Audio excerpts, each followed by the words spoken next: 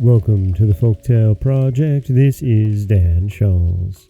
Today we're starting a new story, and it's a brand new tale. It's one that I've never told before, and it's an interesting story. Elements will feel very familiar, but all in all, it is, as I said, a new tale. Well, a very old tale, but new to us. This is Part 1 of Felicia and the Pot of Pinks. Once upon a time there was a poor laborer who, feeling that he had not much longer to live, wished to divide his possessions between his son and daughter whom he loved dearly. So he called them to him and said, "Your mother brought me as her dowry 2 stools and a straw bed. I have besides a hen, a pot of pinks, and a silver ring, which were given to me by a noble lady who once lodged in my poor cottage. When she went away with me, she said to me, 'Be careful of my gifts, good man. See that you do not lose the ring or forget to water the pinks. As for your daughter, I promise you that she shall be more beautiful than anyone ever saw in your life. Call her Felicia, and when she grows up, give her the ring and the pot of pinks to console her for her poverty. Take them both then, my dear child," he added, "and your brother shall have everything else." The 2 children seemed quite contented, and when their father died, they wept for him and divided his possessions as he had told them. Felicia believed that her brother loved her, but when she sat down upon one of the stools, he said angrily, "Keep your pot of pinks and your ring, but let my things alone. I like order in my house." Felicia, who was very gentle, said nothing, but stood up crying quietly, while Bruno, for that was her brother's name, sat comfortably by the fire.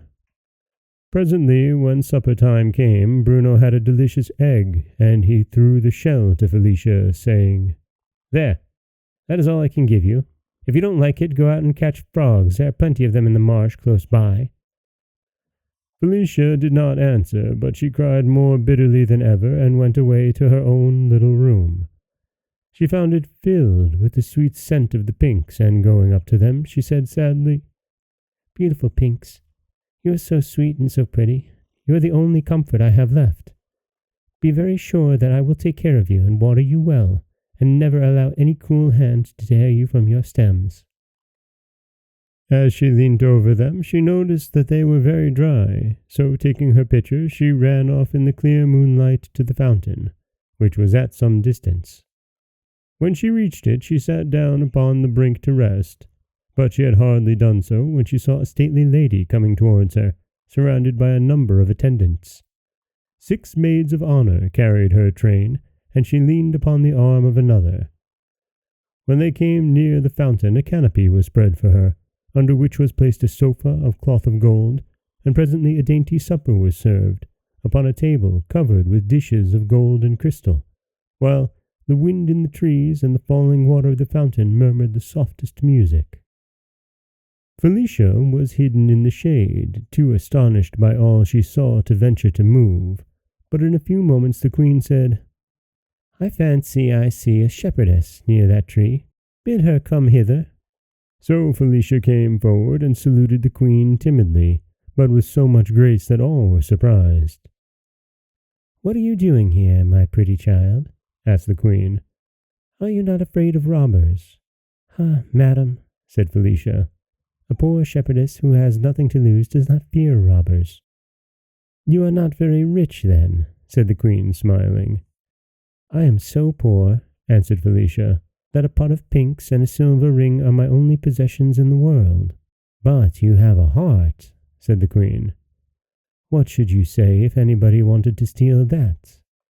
"I do not know what it is like to lose one's heart, madam," she replied. "But I have always heard that without a heart one cannot live, and if it is broken one must die. And in spite of my poverty, I should be sorry not to live." "You are quite right to take care of your heart, pretty one," said the queen. "But tell me, have you supped?" "No, madam," answered Felicia. "My brother ate all the supper there was." Then the queen ordered that a place should be made for her at the table, and herself loaded Felicia's plate with good things, but she was too much astonished to be hungry. "I want to know what you were doing at the fountain so late," said the queen presently.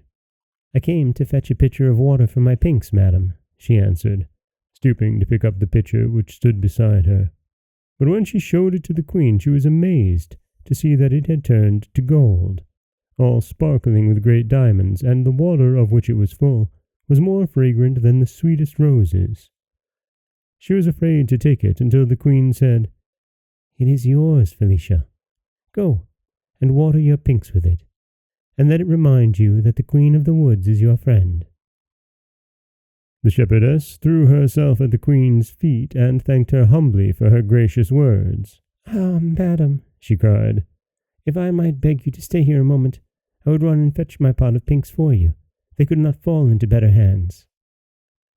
"Go, Felicia," said the queen, stroking her cheek softly. "I will wait here until you come back." So Felicia took up her pitcher and ran to her little room. But while she had been away, Bruno had gone in and taken the pot of pinks, leaving a great cabbage in its place. When she saw the unlucky cabbage, Felicia was much distressed and did not know what to do. But at last she ran back to the fountain, and kneeling before the queen said, "Madam, Bruno has stolen my pot of pinks, so I have nothing but my silver ring, but I beg you to accept it as a proof of my gratitude." "But if I take your ring, my pretty shepherdess," said the queen, "you will have nothing left. And what will you do then?" "Ah, madam," she answered simply, "if I have your friendship, I shall do very well."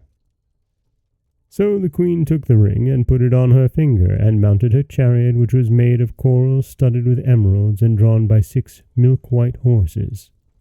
And Felicia looked after her until the winding of the forest path hid her from her sight, and then she went back to the cottage, thinking over all the wonderful things that had happened. And that is part 1 of Felicia and the Pot of Pinks. We get a nice setup for the story, but really very little action has happened, although we have certainly seen the character of some of the characters, haven't we? Looking at you, Bruno. This is Dan Scholz for the Folktale Project. Don't forget that you can subscribe to the podcast on Apple Podcasts, Stitcher, Google Play, Overcast, anywhere you like to get your podcasts.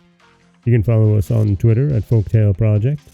You can find us on Auto Radio, TuneIn Radio, iHeartRadio, Spotify, anywhere you like to listen.